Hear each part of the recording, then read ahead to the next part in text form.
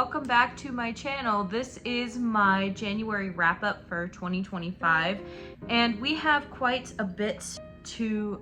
My hairpiece fell out. I guess we're doing it without a hairpiece. The stack of books that I have right here, this is probably my best reading month since October of 2024. I believe I did a wrap up for 2024's October.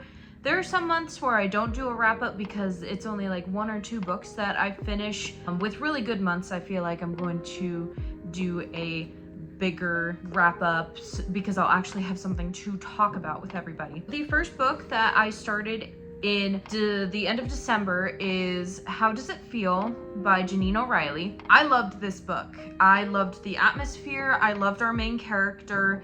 The villain, for me at least, was lacking a little bit. I know that everybody talks about the twist in this book. It was, to me, this was a little out of left field personally, but I did like it enough to pick up the sequel in the series, and I will be reading it hopefully this month. I did really enjoy the atmosphere of this book. I loved the trials that were in it. Is it the best written book I've ever read? No. Was it entertaining? Yes, it was. It feels kind of like candy for your brain. Like it takes no brain power, but it's still fun to read. The second book that I read this month was The Teller of Small Fortunes. The Teller of Small Fortunes I don't have with me anymore because I did sell it after I was done with it. So that should give you kind of a place where I kind of placed that book. I did not care for it. I feel like the story was very disjointed. While I did like the main character, there was like maybe one other character that I really liked. Tao was a good written character. I loved the world that it was set in, and I loved a lot of the atmospheres, but there was a couple of instances in that book where I really didn't care for what was going on, and even though it was a shorter book, it was about 9 hours long on audio, and I would switch back and forth between the book and the audio. It did not keep me entertained at all. And I understand that, you know, cozy adventures is not supposed to be something that's super engaging like an action-packed type of novel, but I just didn't enjoy it. So I did sell it, and that should probably give you guys an idea of where I rated it, which was like a 2-star. And I really just didn't like it. So the next one that I picked up after Teller of Small Fortunes was The Island.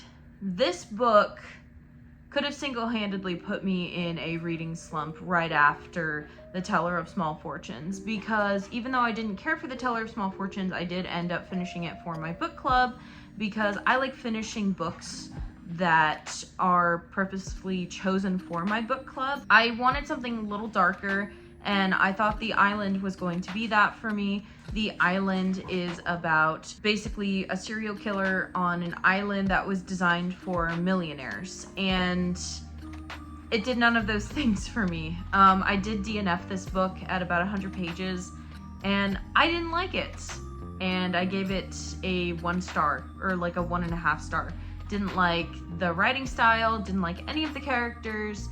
I liked the premise of the story, and that was it. I didn't like anything else about this book. Next one that I have here, I did finish pretty quickly because it is a graphic novel. It is The Witcher Omnibus, and it pains me to say that this was a 3-star read for me because it's an omnibus, it's an anthology, it's written by several different writers and colored and inked by several different artists, and while the art in this book is phenomenal, the artists did a great job, all the stories in here are not equal. And I realized why I had put this book down a few years ago and didn't finish it, because the first story in this book is fantastic. It starts off with a bang and it feels like The Witcher. The second story in this book,